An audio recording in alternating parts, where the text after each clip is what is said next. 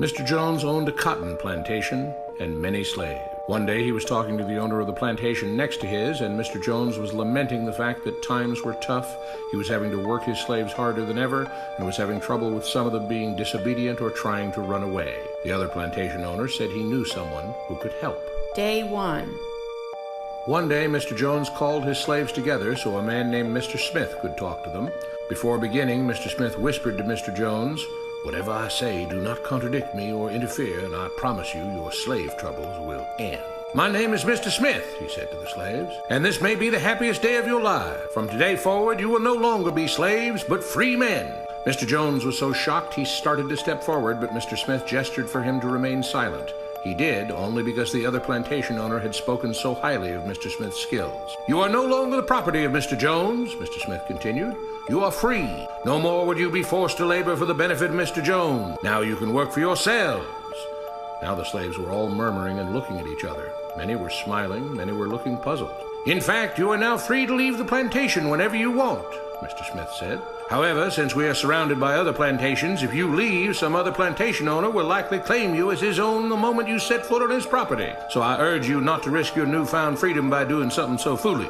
Instead, I suggest that you stay here, no longer as slaves, but as willing participants and part owners of this plantation. Yes, this is now your plantation." Mr. Jones bit his tongue to keep from objecting.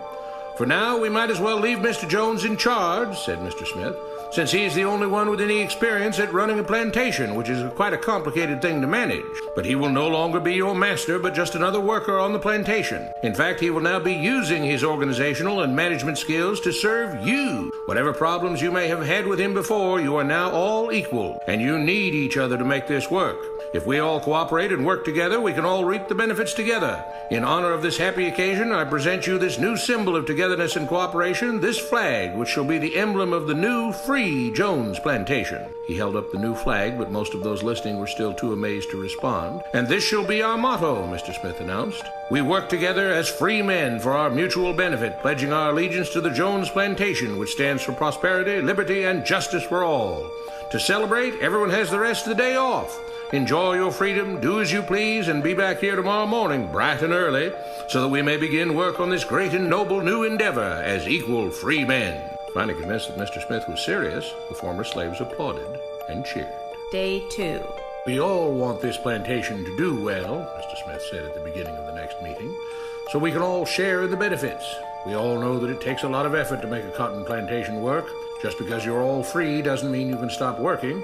In fact, since you're now working for yourselves, I expect you to work even harder than ever before, but now with pride and joy, knowing that you're working for yourselves. Of course, there still have to be rules. If everyone just does whatever he wants, the plantation won't produce anything. This experiment will fail and we'll all starve. You should be thankful that Mr. Jones has agreed to stay on to lend his knowledge and skills to this endeavor, and I trust you will all do your own part to make this work. Several of you have been chosen to act as project supervisors to manage different aspects of the operation, to make sure everyone is doing his assigned job, to make sure that the rules are followed, and so on. The rest of you may head out to the fields to start your first day of work as free men." Day 3. The next morning, Mr. Smith had a grim expression on his face as the daily meeting began. "I have an unpleasant duty to do today," he said.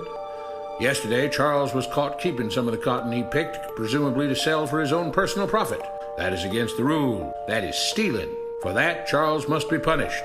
Two men tied Charles to the whipping post. "I take no joy in this," Mr. Smith continued, "but you must understand, if we do not maintain order, if we do not have rules that we all abide by, then the plantation will fail, and we will all suffer." The whip cracked against Charles' back.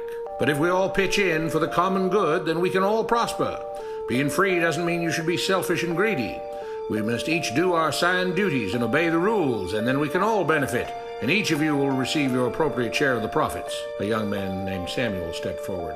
"But if you and Mr. Jones decide the rules and whip us if we disobey, how is that any different from what we had before?" "How can you say that?" Mr. Smith asked. "I'm shocked. You were a slave before, and now you're free.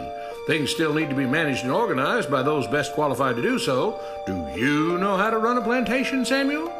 "Well, no," he answered. "But if we're free, why do we get no say in what the rules are and how things work?" "I'm surprised at your ingratitude," Mr. Smith answered. "None of you know how a plantation is run, so you're in no position to be making decisions about how things are done here. You don't seem to appreciate all the things that Mr. Jones provides for you, from protecting you from all the outside threats you know nothing about, those who would come here, capture and enslave you if not for Mr. Jones' protection, to making sure that you all have food and housing, tools to work with, you're cared for when sick and injured, and so on. There wouldn't be a plantation at all, no cotton to pick, no land to plant and harvest if not for him. You should be grateful that he's made possible the level of comfort you now have. Your lives would be far worse if not for him. Nevertheless, as free and equal participants in this endeavor, from now on at each meeting, any worker may have 2 minutes to ask questions or voice suggestions or complaints. With that, the workers all seemed satisfied and headed out again to the fields to pick the cotton. Day 4. I have a big announcement, Mr. Smith said as the daily meeting began. Mr. Jones' cousin is here, and not just to visit and see how our project is coming along. It has been decided that from now on, you will be deciding who will manage the plantation. Of course, this job can't be done by just anyone, but every 3 months we will have a special meeting at which all the workers will vote on whether we think Mr. Jones should run the plantation or whether we think his cousin, Mr. Johnson, should run the plantation. That means that ultimately you are in charge because you will be deciding which man you want running things on your behalf. If you don't like the way things are being managed, you now have the power to change it. Amazed and pleased, the workers headed out again to the fields to pick the cotton. Days passed, months passed, a year passed, and the plantation continued to operate as before.